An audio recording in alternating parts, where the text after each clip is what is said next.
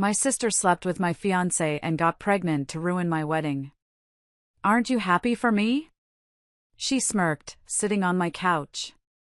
I stared at her until she left, then opened my laptop. The revenge I planned would change everything. Hello everyone. Thank you for being here with me today. Before I begin my story, I'd love to know which city you're joining us from. Please feel free to share in the comments. Now, let me take you into this story. You know, they say it's perfectly normal for siblings to grow up with a healthy dose of jealousy. It's practically a cornerstone of childhood, isn't it? The endless fights over who gets the bigger piece of cake, the remote control, the window seat on a long car ride. My sister, Sabrina, and we certainly checked all those boxes. We grew up in a state of carefully negotiated tolerance, a fragile peace punctuated by a constant, humming undercurrent of competition. It was in everything we did. But our story didn't stop at dolls and board games. It spiraled into something much, much darker. There was always something fundamentally different about the way Sabrina competed. It wasn't just the playful rivalry I saw between my friends and their siblings. It was predatory. She had this innate ability to turn the most mundane activities into a high-stakes battle for dominance. I remember one summer afternoon, we must have been 8 and 10, we decided to have a dance-off in the living room. For me, it was just a silly way to pass the time. For her, it was a performance. She was focused, intense, her every move calculated. When my clumsy, goofy dancing somehow won more laughs, and thus, the win, from our visiting cousins, the change in her was instant. The music hadn't even faded, and her face crumpled. And that was her signature move. The win was never the end, it was the trigger. She would immediately run, wailing, to my parents, her face a perfect mask of tragic injustice. Her imagination was a powerful weapon. She'd spin these elaborate tales of how I had pushed her, or called her a name, or cheated. She could manipulate the narrative with the skill of a seasoned playwright, always casting herself as the fragile, wounded princess and me as the heartless, cruel villain. And my parents, bless their hearts, fell for it. Every single time. They were utterly bewitched by her tears. Her supposed vulnerability was a magnet for their sympathy, and over the years, their need to protect her from me became a fortress. My word meant nothing against her sobs. This pattern, repeated daily, weekly, yearly, compounded into something truly damaging. Their trust in me withered, while their perception of her as the perpetually endangered younger child solidified into an unshakable truth. I remember one Christmas, we both got new dolls. Mine was a simple, cloth doll. Hers was an expensive, porcelain one she had begged for. She grew bored of hers within an hour and wanted mine. When I refused, she waited until I left the room, took my doll, and deliberately snapped one of its legs off. Then she started screaming. By the time my parents ran in, she was cradling my broken doll, sobbing about how I had done it out of jealousy because hers was prettier. I was the one who got sent to my room, my Christmas ruined, while she was comforted with cookies and cuddles. She got my doll in the end, of course. My mother fixed it and gave it to her, saying she needed it more to feel better. Sabrina was learning a crucial lesson. With the right performance, she could have anything she wanted. And often, what she wanted most was whatever belonged to me. I have to admit, I probably played a part in enabling this whole dynamic. Being the older sister came with a set of unwritten rules, a silent contract I was expected to honor. Be the grown-up, Audrey, my mother's voice was a constant refrain in my head. You know better. Set a good example for your sister. This translated into a simple code: do not complain. Absorb the injustice, swallow the frustration, and maintain a calm, mature facade. So, when Sabrina would unleash her latest theatrical production of victimhood, and my parents would turn to me, their faces etched with disappointment, I simply shut down. I wouldn't argue. I wouldn't raise my voice. I would stand there in silence. To them, my silence was a confession. It was the quiet admission of a guilty party. It never crossed their minds that my silence wasn't born of guilt, but of utter, soul-crushing exhaustion. It was the silence of a child who has learned, through bitter repetition, that her voice does not matter. Her truth is irrelevant. So why waste the breath? This toxic feedback loop became the defining feature of our family life. They sided with her manipulations, and my silence confirmed their bias. The broken vase incident became legendary in our family, a story my mom would sometimes tell with a sad shake of her head about my difficult phase. I was 12, deeply engrossed in The Hobbit in my bedroom. Sabrina was supposed to be dusting the living room, a chore she despised. I heard the sickening crash of shattering crystal, followed by a theatrical gasp and then the inevitable, piercing wail. I ran out to find my late grandmother's prized vase, the one thing my dad cherished most from her, in 1,000 pieces on the hardwood floor. Sabrina was standing a few feet away, a feather duster in her hand, her eyes wide with what I now recognize as calculated fear. As soon as she saw me, her face crumpled, and she pointed. Audrey scared me. She jumped out and yelled, and I dropped it. My parents rushed in. The scene was perfectly set. My mom scooped up the sobbing Sabrina, murmuring comforting words. My dad stared at the wreckage, his face pale with grief, and then he looked at me. Not with anger, but with a deep, profound disappointment that hurt more than any shouting ever could. Audrey, he said, his voice barely a whisper. How could you? I tried. I really did. I was in my room. I didn't do anything. But my words were like pebbles against a tidal wave. They were swept away by her tears. I was grounded for the entire summer. My allowance was suspended to help pay for a replacement, though we all knew it was irreplaceable. Sabrina, for her trauma, was taken out for a special shopping trip the next day. It was around this time I had a meeting with my school counselor about high school courses. She asked about my college plans. I mumbled something non-committal. She mentioned the importance of a college fund. That phrase hung in the air. I knew, with a certainty that chilled me to the bone, that while my parents were meticulously paying for Sabrina's prestigious and expensive dance academy, the idea of a college fund for me was a forgotten whisper. My role was to be the responsible one, the one who would figure it out. Her role was to be the star, the one whose dreams were bankrolled by our family's guilt and adoration. By the time we hit middle school, Sabrina's tactics had evolved. She was no longer content with just dominating the domestic sphere, she was ready to take her show on the road. Her new stage was my academic and social life, and her new method of torture was far more sophisticated and publicly humiliating. She started signing my name on sign-up sheets. Not for one or two things. For everything. Auditions for the school play, tryouts for the girls' basketball team, the volunteer list for the library book drive, the committee for the spring fling dance. If there was a clipboard circulating in a classroom, she found a way to scrawl my name on it. I, of course, was completely oblivious. I went to my classes, ate lunch with my small circle of friends, and went home. I was living my quiet, unassuming life, while my phantom persona was becoming the school's most enthusiastic and most unreliable student. The first signs were subtle. A teacher would mention, "See you at the debate club meeting, Audrey," and I'd just give a confused smile. The basketball coach gave me a disappointed look in the hallway. But the whispers grew louder. I was becoming known as the girl who was all talk, the flake who signed up for everything and committed to nothing. The whole thing came to a head in Mr. Davison's office.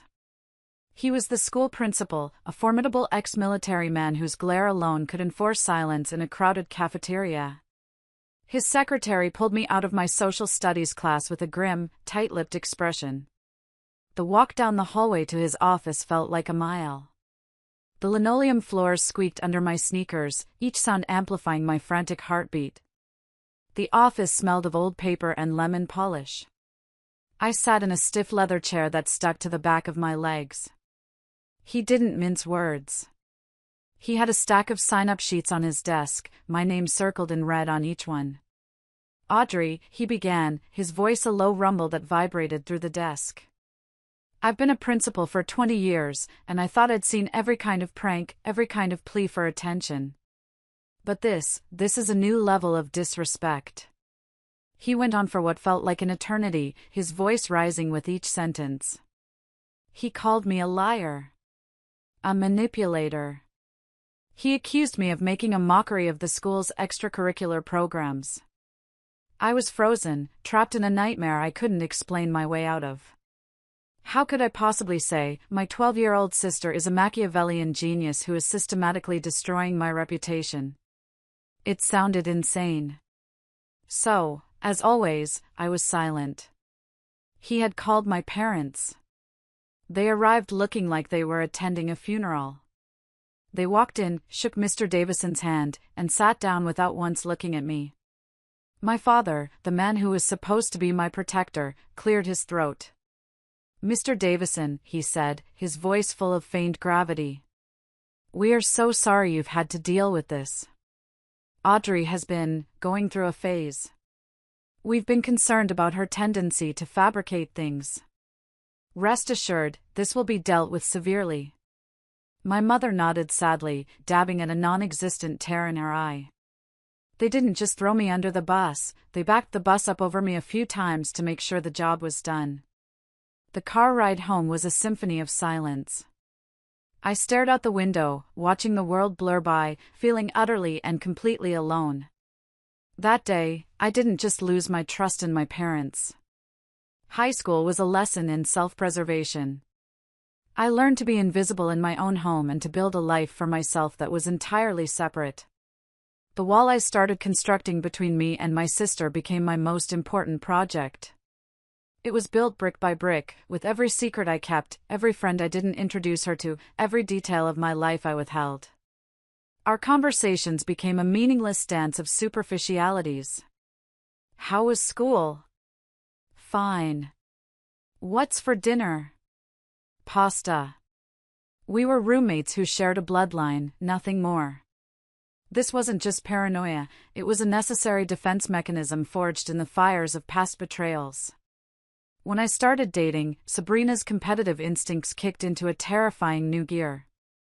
She wasn't just trying to win a board game anymore, she was trying to conquer people. Kevin was my first real boyfriend, if you could call it that. We met in 10th grade history class and shared a mutual love for nerdy sci-fi movies. He was shy and kind, and I felt like I could actually be myself around him. We'd been on maybe 4 or 5 dates. One evening, he came over so we could work on a history project together. We were spread out on the living room floor with textbooks and poster board. I went to the kitchen to get us some sodas. It couldn't have been more than 2 minutes. When I came back, Sabrina was there. She had materialized out of nowhere, wearing a pair of shorts that were way too small for her and one of my dad's old t-shirts tied up to show off her midriff. She was perched on the arm of the couch, leaning over Kevin, asking him about the project with a wide, innocent-eyed fascination. Wow, you're so smart, she cooed, touching his shoulder. I felt a cold knot form in my stomach. The next week, Kevin called me and ended things with a string of mumbled, incoherent excuses. It took me a month to find out from a friend that he and Sabrina had hooked up at a party. The second time was with Daniel, a college guy who worked at the local coffee shop. That one cut deeper. We dated for almost 6 months. He was older, and I thought he was immune to her childish games. I was wrong. Sabrina adored the challenge. She would happen to be at the coffee shop every time I met him there. She'd find excuses to text him, asking for advice about college applications. It was a slow, methodical campaign. The final blow came one night when I drove by his apartment, planning to surprise him. I saw his car parked outside, the windows completely fogged over. I knew, even before I got out of my car, what I would find.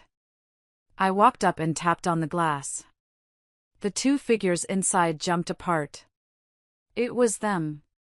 The confrontation was ugly, full of his pathetic excuses and her defiant silence. I remember crying on the phone to my best friend, Jessica, afterward. She was in the middle of her own family drama. Her parents were finalizing their divorce, and the fighting over assets and custody of her younger brother was brutal. She was talking about lawyers and mediation. I tried to listen, to be a good friend, but all I could think was that my wounds felt so much more intimate. There was no court for this kind of betrayal. There were no lawyers for a stolen heart.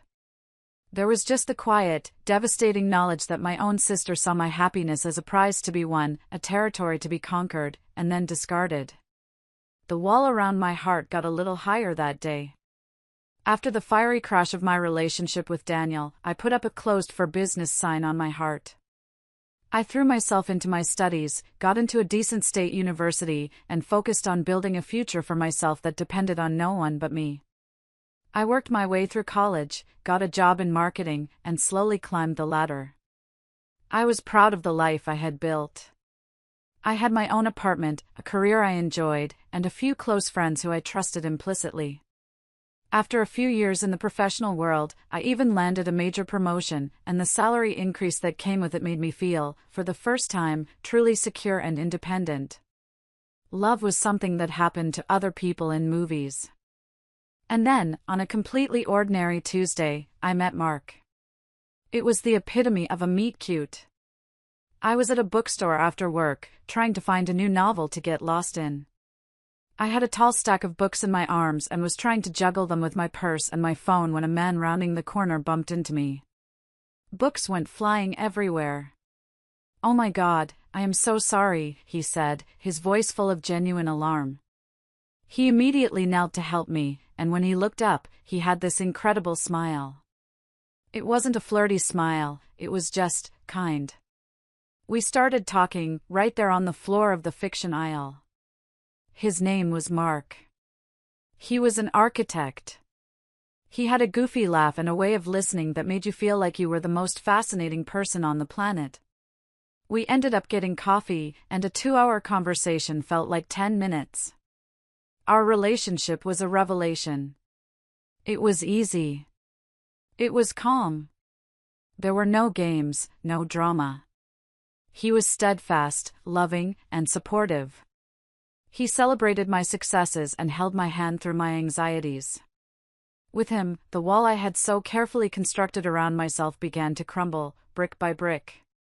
He was the first person who made me feel like being vulnerable wasn't a liability. For 2 years, we built a beautiful life together. We went on weekend trips, cooked elaborate dinners, and spent lazy Sundays reading in bed. He was my safe harbor. I still kept him separate from my family. The thought of introducing his goodness to their toxicity felt like a betrayal of him. I fed him vague excuses about them being busy or living too far away. He was patient, never pushing. On the evening of our second anniversary, he took me to the fanciest restaurant in the city. The lights were low, the music was soft, and everything felt magical. We talked about our future, our dreams of buying a house, of traveling. After dinner, we took a walk through a nearby park that was lit up with fairy lights. He stopped me under a huge, ancient oak tree. He took both of my hands in his and looked at me, his expression so full of love and nervous energy it made my heart ache. "Audrey," he started, his voice a little shaky. "These last 2 years have been the best of my life. You make everything better. I can't, and I don't want to, imagine a single day of my future without you in it." And then, he lowered himself to one knee, pulled a small velvet box from his pocket, and opened it to reveal the most beautiful, simple diamond ring. "Will you marry me?" The yes that came out of my mouth was a sob, a laugh, and a word all rolled into one. It was the easiest yes of my life. As he slid the ring onto my finger, I felt a profound sense of peace settle over me. The ghosts of my past, the betrayals, the loneliness, they all seemed to fade into the background. I had finally found it. My happy ending. The bliss of our engagement lasted for 2 glorious, sun-drenched weeks. But the inevitable was looming. Mark was going to be my husband, he had to meet my family. I braced myself, scheduling a dinner at my parents' house for the following weekend. I spent the entire drive there giving myself a pep talk. Mark is different. He's a grown man. He loves you. Sabrina's pathetic games won't work on him. The moment we stepped inside, the atmosphere was thick with a cloying, false pleasantness. My parents greeted Mark with strained smiles and a formal handshake. Then, Sabrina descended the stairs. She had clearly put in an effort. She was wearing a red dress that was just a little too tight, her hair and makeup done to perfection.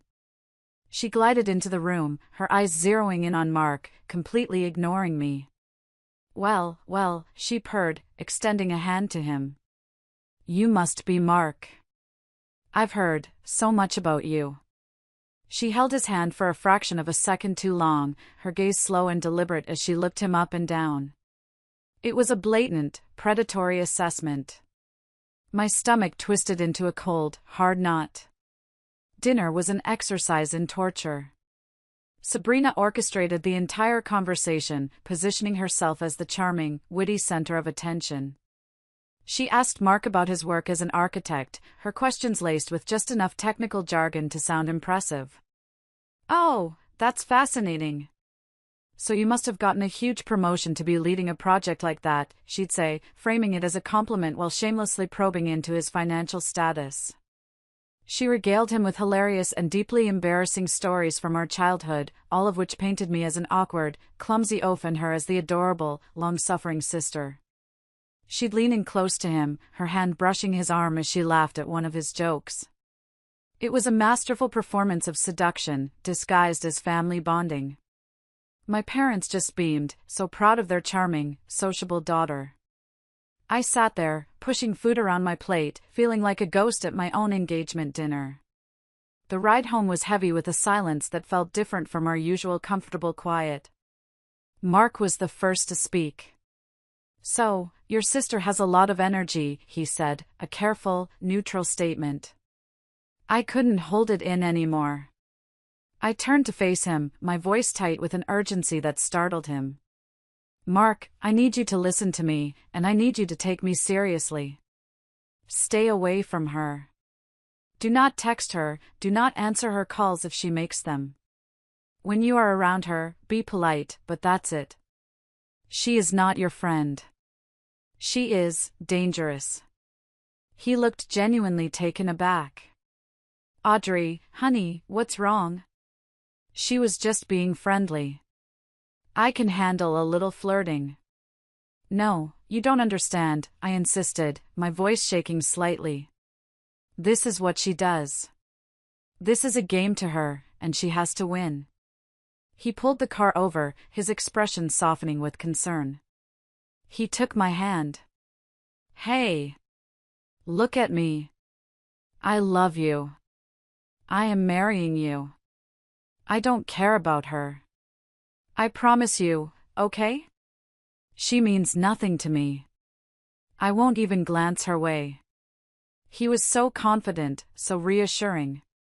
He kissed me, and I let myself believe him. I clung to his promise like a life raft, desperately wanting it to be true. It was the last time I would ever fully trust him. Life settled into the frantic, happy chaos of wedding planning. I was immersed in a world of floral arrangements, cake tastings, and seating charts. It was a welcome distraction. Mark seemed to be pulling away slightly, working longer hours, more stressed than usual. I attributed it to the pressures of his big project at work and the impending wedding. I tried to be the supportive fiancé, leaving him dinner in the oven, giving him space when he seemed distant. The distance was a low-level hum of anxiety beneath the surface of my happiness, a quiet warning I chose to ignore. The explosion came via text message, just 3 months before our wedding day. It was from Sabrina. We need to talk. It's urgent. Meet me at the daily grind in an hour. No explanation. Just a command. My heart felt like it dropped into my shoes. I drove to the coffee shop in a daze, 1,000 worst-case scenarios playing out in my mind. She was already there, in a booth by the window, calmly sipping a latte. She looked up as I approached, and her expression was one of serene, almost smug satisfaction. I sat down, my hands trembling in my lap. "What's wrong, Sabrina? What's so urgent?" She took another delicate sip of her coffee before meeting my eyes. Her voice was light, conversational, as if she were discussing the weather. "I'm pregnant, Audrey." The air left my lungs. My mind scrambled, trying to make sense of it. Why was she telling me? What did this have to do with me?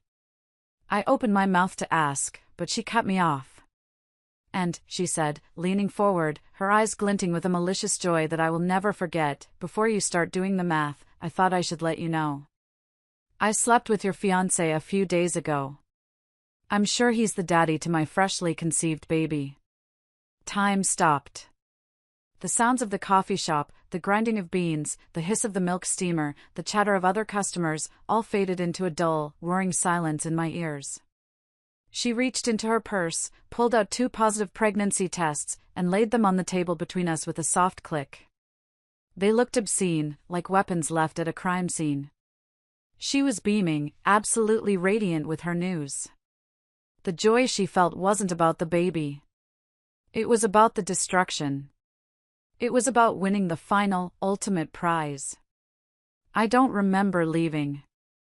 I don't remember the drive. My next coherent memory is of me standing in the middle of our pristine living room, the one with the wedding invitation samples still spread out on the coffee table. When Mark came home from work, whistling, he stopped dead in the doorway. He saw my face, and the color drained from his. He knew. It wasn't a dramatic confrontation. It was pathetic. The truth came out in a torrent of stammers and pathetic excuses. I don't know how it happened. It was a mistake. She was going through a hard time. It didn't mean anything, Audrey, I swear. Didn't mean anything. Those 3 words severed the last thread of love I had for him. He had taken our future, our promises, our love, and thrown it all away for a cheap, meaningless fling with the one person on earth he knew could destroy me. I looked at this stranger standing in my living room, and I felt a cold, terrifying emptiness. The fight just drained out of me. "Pack your things," I said, my voice flat and devoid of all emotion. "Get out of my house." He tried to argue, to plead, but it was like he was speaking a foreign language. I walked into the kitchen and started making phone calls, my fingers moving on autopilot. The caterer. The florist. The venue. With each call, I spoke the same dead words: "I'm calling to cancel the wedding of Audrey and Mark." The life I was supposed to have was being dismantled, one phone call at a time. I was a demolition expert, tearing down my own future. If you're still listening, please help me by liking this video and commenting the number 1 below. It lets me know you've given me a like, and it tells me that you're with me on this journey. Your support is a huge encouragement for me. Please, comment the number 1, and listen as I continue my story. After the fallout, my world felt small and suffocating. Every street corner held a memory, every restaurant was a place Mark and I had been. My apartment, once a sanctuary, felt like a tomb. I had to get out. Not just out of the apartment, but out of the city, out of the country. I needed to be somewhere no one knew my name or my story. On impulse, fueled by grief and a desperate need for escape, I drained a significant portion of my savings and bought a one-way ticket to Paris. I packed 2 large suitcases with essentials, sold what I could of my furniture for pennies on the dollar, and left the rest on the curb. I wrote a brief, cold email to my parents saying I was taking a job transfer and would be out of touch for a while. I only told my friend Jessica the truth. She drove me to the airport, her face a mixture of worry and pride. We hugged for a long time at the departure gate, a silent promise to stay in touch passing between us. The first few weeks in Paris were a blur of loneliness and culture shock. I found a tiny, furnished apartment in the 6th arrondissement, barely big enough for a bed and a small table. I didn't speak the language beyond a few high school French phrases. I remember my first trip to the grocery store, a humiliating experience where I ended up just pointing at things, my face burning with embarrassment. There were nights I lay awake, the sounds of a foreign city filtering through my window, and I would be consumed by a wave of grief so intense it felt like drowning. I tried to cook once, an ambitious cocoa vin, and burned it so badly I set off the smoke alarm. The blaring noise, my broken French trying to explain to the concerned neighbor who knocked on my door, it was all too much. I slid to the kitchen floor and sobbed until I was empty. But slowly, Paris began to heal me. I established a routine. I started my remote marketing job, which forced me to have a schedule and interact with colleagues on video calls, a lifeline to normalcy. Every morning, I would walk to a nearby boulangerie and buy a warm pain au chocolat, practicing my French with the patient woman behind the counter. Bonjour. Un pain au chocolat, s'il vous plaît. Her warm smile in return was a small victory that set the tone for my day. I started taking long, aimless walks. I discovered the quiet magic of the Jardin du Luxembourg, the chaotic beauty of the street markets, the solemn peace inside the ancient churches. I would sit for hours at outdoor cafes, nursing a single cup of coffee, reading books, and watching the impossibly chic Parisians go by. I was anonymous. I was free. I wasn't a victim or a tragic figure. I was just a woman rebuilding her life, one cobblestone street at a time. The crushing weight on my chest began to lift. I started to laugh again, genuine, unforced laughs. It was a fragile peace, one I knew was temporary. But for 6 months, I breathed clean air. I was unbeholden to anyone. It was the most important and restorative time of my life. But my savings were dwindling, and my remote work contract was ending. I couldn't stay forever. The thought of returning to the place where everything had fallen apart filled me with a deep, visceral dread. Coming back was harder than I could have imagined. The familiar streets and buildings felt alien, haunted by ghosts of a life that no longer belonged to me. I found a new apartment, a small, sterile one-bedroom in a part of town I rarely frequented, hoping to create a clean slate. For 3 days, I was surrounded by boxes and silence. I was beginning to think I might actually be able to pull it off, to live a quiet, disconnected life. That hope was shattered by a loud, insistent pounding on my front door on the 3rd night. My heart leaped into my throat. Through the peephole, I saw the faces of my parents, distorted by the lens, their expressions grim and furious. My hand trembled as I unlocked the door. My father stormed in, his face blotchy and red. "Where have you been?" he demanded, his voice booming in the small, empty apartment. "Your mother has been worried sick. You disappear for 6 months with a single email, and now we find out from Jessica's mother where you are." My mom followed, already dabbing her eyes with a tissue. "And in the meantime, your poor sister has run away," she wailed. "She's 21 years old, pregnant, and alone, and it is all your fault." I just stared at them, my mind struggling to comprehend the sheer, breathtaking audacity of their words. The world tilted on its axis. I was the one who had been betrayed. I was the one who had to cancel my wedding, flee the country, and piece my life back together. And somehow, in the twisted narrative they had created, I was once again the villain. My sister, the architect of my ruin, was now the damsel in distress. My fault? I asked, my voice dangerously quiet. "Are you actually serious right now?" "Of course, it's your fault," my mother sobbed. "You humiliated her. You cut her off, you turned everyone against her, all because of one little mistake. You made her feel so ashamed that she had to run away from her own home. One little mistake." The phrase echoed in the silent room. And in that moment, years of suppressed anger, of swallowed injustices, erupted to the surface. The compliant, quiet Audrey ceased to exist. A little mistake? I heard myself shouting, my voice raw with a fury that felt ancient. She slept with my fiancé. She deliberately got pregnant to destroy my wedding, and she threw it in my face like a trophy. And you call that a little mistake? I was pacing now, my body thrumming with adrenaline. You want to talk about fault? Let's talk about the broken vase. Let's talk about the principal's office, where you stood there and called me a liar to save your own pathetic faces. You have protected her, enabled her, and rewarded her monstrous behavior my entire life. You didn't raise a daughter, you raised a sociopath. I strode to the door and flung it wide open. Get out, I snarled, pointing into the hallway. Get out of my apartment and get out of my life. I am done. We are done. They stared at me, their mouths agape, shocked into silence by this new, ferocious version of their daughter. For the first time, they looked truly afraid of me. They stumbled out the door, and I slammed it shut behind them, the sound echoing the final, brutal severance of our family ties. After I kicked my parents out, a strange sort of peace settled over me. It was the peace of a battlefield after the war is finally over. The silence in my apartment was absolute. And for a few weeks, it stayed that way.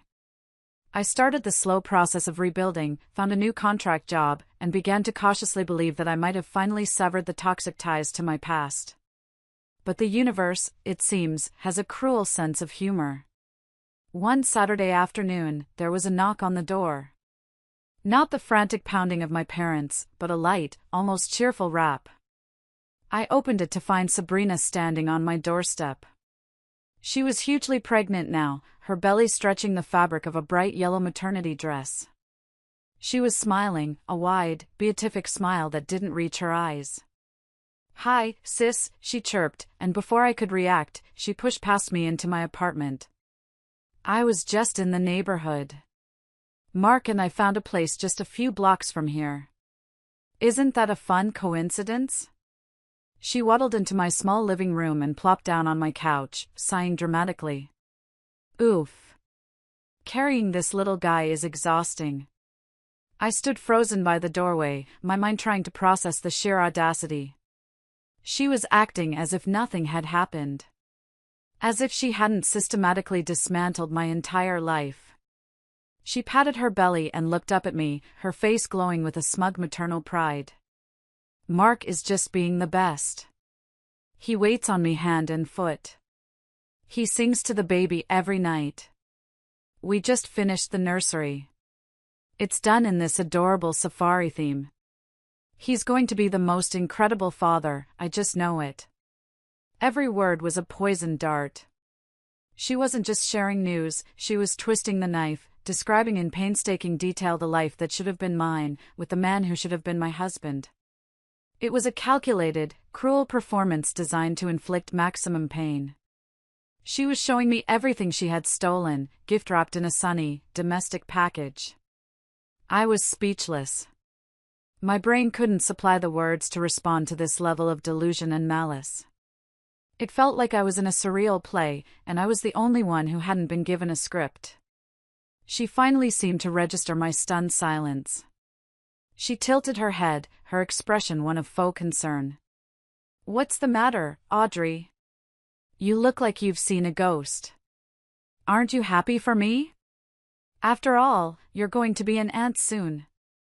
You should be excited." Excited. The word hung in the air between us, obscene and absurd. And in that moment, all the anger, all the grief, just evaporated. It was replaced by a cold, hard clarity. This wasn't a person I could reason with. This wasn't a relationship I could fix. This was a sickness, and the only cure was amputation.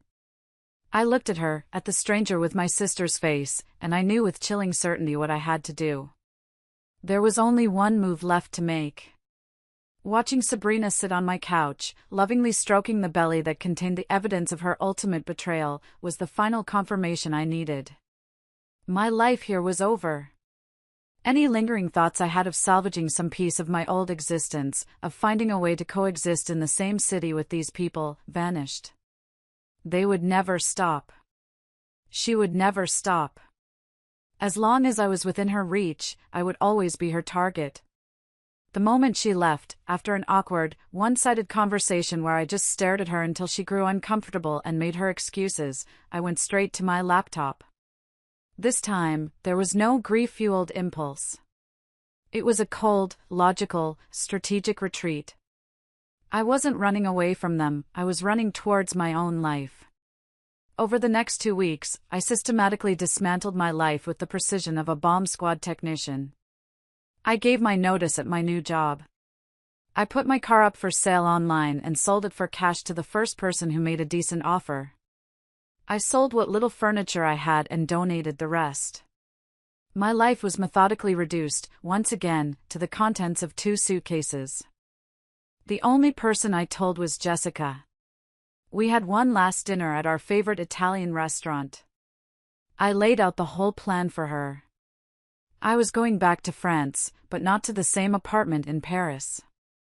I was going to a smaller city, starting fresh. I was changing my name legally. I was getting a new phone number. I was, for all intents and purposes, going to become a ghost. She cried, of course. She made me promise to stay in touch through a secret, encrypted email address. Don't let them erase you, she pleaded. I'm not, I told her, my voice steadier than I expected. I'm finally writing my own story. On the day of my flight, after the movers had taken the last of my boxes to a storage unit Jessica would manage, I did a final walkthrough of the empty apartment. The rooms echoed with silence. I took my phone out of my pocket and began the final ritual. I opened my contacts and found my mother's name. Delete. My father. Delete. And finally, Sabrina. I paused for a moment, looking at her name on the screen. Then, with a firm press of my thumb, she was gone. I walked out, dropped the keys on the counter, and didn't look back. At the airport, waiting at the gate, I felt a lightness I hadn't felt since I was a child. It wasn't the frantic, desperate escape of my first flight. It was a calm, deliberate journey towards a future I would build myself, on my own terms. The plane took off, climbing high above the city, and I watched the familiar landscape dissolve into a tapestry of lights below. I wasn't just leaving a place. I was leaving a version of myself behind, the victim, the target, the long-suffering sister. And I knew, with a certainty that filled my entire being, that I would never, ever be her again. Thank you so much for sticking with me and listening to my entire story.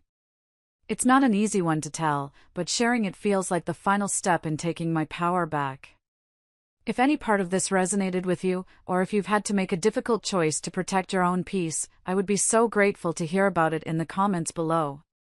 Your stories and your support remind me that none of us are alone in these struggles. Please, like this video and subscribe if you'd like to hear more in the future. It truly means the world.